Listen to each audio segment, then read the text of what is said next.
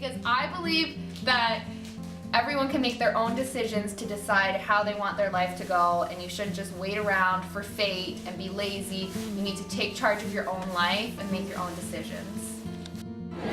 So I think it's a product of choice, because I think that whatever you do influences your next outcome and what you're going to do in the future. I think life is choices, but the choices you make narrow down your fate. I think life is about the choices you make, because it's not what you do, it's how you do it. So the choices you make and what influences those choices is ultimately what happens in your life. So, the question of, is life a choice or by chance? Through my nursing studies and learning about the social determinants of health and what creates this gap between the poor and the rich and the poverty cycle, I feel like I've come to the conclusion that I would be ignorant to say life is a choice. Studies show actually that those in the middle class and upper class actually think that they've worked for their status and they deserve it, and they take on the theory that they blame the victim. They say, you're just poor because you didn't work hard enough, and that's all you need to do. And it's funny that, on the other hand, poor actually think they blame someone else. They think they have lacked of opportunity, and they take on the theory of blaming the system. This leaves them feeling stuck, isolated, marginalized, helpless, and inferior. I think there's a vast population that doesn't choose, and they are working hard, but they still can't break the poverty cycle. There are many cards that these people are dealt that are going to determine where their place is in the socio-economical rankings, including the genocides of their culture, such as the Aboriginals, personal reasons such as if they're a single mom, they've gone through a divorce, they're recently immigrated, English is their second language, or structural losses such as loss of jobs, their job being part-time with no benefits and low pay. For example, when a woman, you could say any woman can get divorced. It happens in all different socio-economical standards, but one that happens to someone in a higher ranking, she probably has those support systems around her, family to help her get through, education on health, and is able to just endure that obstacle a lot more better than someone in a lower status would be able to. They probably don't have the same resources, the same education, a job that pays enough to be able to maintain their family, and they often find that the divorce gets them in a deeper poverty cycle compared to someone in a higher economical state. I also believe that the thought that great people are made because of great people that have helped them along the way, I believe that has a lot of truth in it. This is where we see cycles of poverty being broken. The underdog coming up from the slums. And a child making something more of their life than their parents or their grandparents have. So that child may have made a choice to go to that drop-in center, maybe to attend that club, and they met a mentor, they met a teacher that cares, they met another child whose parents took them in, encouraged them, pushed them to become better people, stayed in school, educated them. But that child's choices were fueled and supported by external parties, and is all about chance of who we know, circumstances of opportunities, and our support systems. Let alone the factor that plays into a child's development. So obviously when a baby's born, it is vulnerable. It did not choose to be born into that family. And the fact that research shows that developmental years are so crucial in who we become. Our brain capacity, the people we are destined to be, is often decided in those mere years of development. So if a baby is born and lacks all those remedies in order to become a successful person, they are already handicapped by that choice of their parents. So I also believe that is why it's all about chance. It's all about who you know and those opportunities. There is a saying that my means are minimal, so my expectations have to be minimal. And this is a hard truth that people in poverty face. For those that blame the victim and think that those on welfare just need to work harder, I want you to take a big dose of humility and educate yourself on the factors in the cycle of poverty. And perhaps if you're in a social economical state where you're steady, figure out how you can be a mentor, how you can help, how you can fix the problem, and try to break this cycle of poverty so their expectations don't have to be minimal.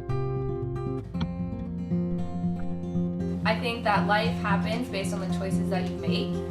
If you work hard to a certain goal, and then you're given that opportunity and you decided to do that because you worked hard towards it, that'll like affect the outcome. What you're born into is like the opportunities you get. So we're only here because we were born into a society that offers us education, like parents that could afford to like send us here. So people that weren't born into that, they are stuck in whatever situation, they don't really have a choice. Is life a result of chance or choice?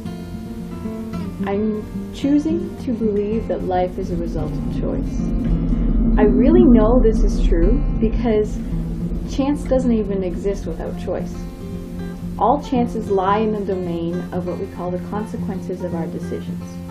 We make a choice with a pretty good guess at the possible chances that could come out of it. We do not specifically describe, ask for, or expect all the consequences that do come, and therefore it can feel like we're just being tossed around in the waves of life with no real power of our own. But the truth is that before those unexpected events, we chose to jump into the water. I may choose to make this video in my room because I can limit the domain of consequences due to my familiarity with this room and my accepted authority here. I can be pretty sure that there will be no strange happenings or interruptions while I make this. However, if I were to make this in a park, for example, I would be choosing to accept all of the strange random things that could go along with that. The more we interact with the world and people, the bigger the range of chance gets. We feel that we don't have a choice out there, yet we are choosing to expose ourselves to it. The pairing of the choice to accept chance with someone else who is acting out their choice can explain all chance happenings with regards to human interaction. We can choose to remove our power to make decisions. We can jump into the water completely so that for a long time it feels that we are just a victim of chance. This type of decision can include the choice to stay with an abusive person, to join a cult or extreme religion, to give the mind to overpowering substances, to be insecure, and the choice to be a victim.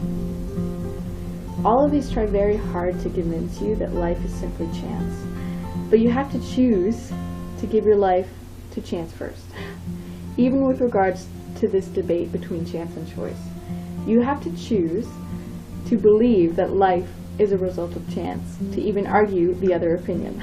So even at the root of this, there's a choice. Car crash, you chose to get in the car.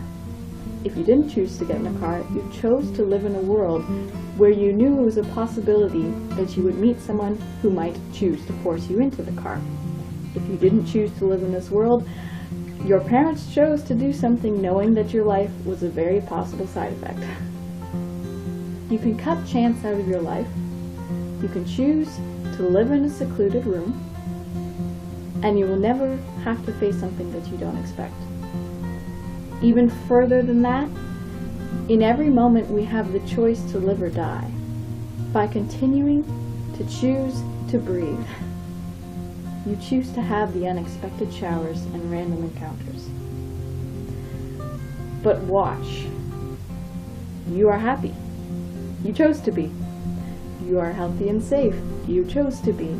You fall in love. You chose to live in a world where you knew there was a possibility of meeting someone like that.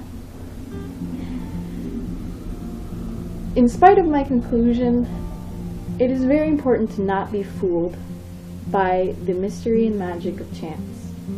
The fact that life is a result of choice is great news. If we realize all of the minuscule decisions that we are constantly making, we can see that we create our world. If we create it, we can change it.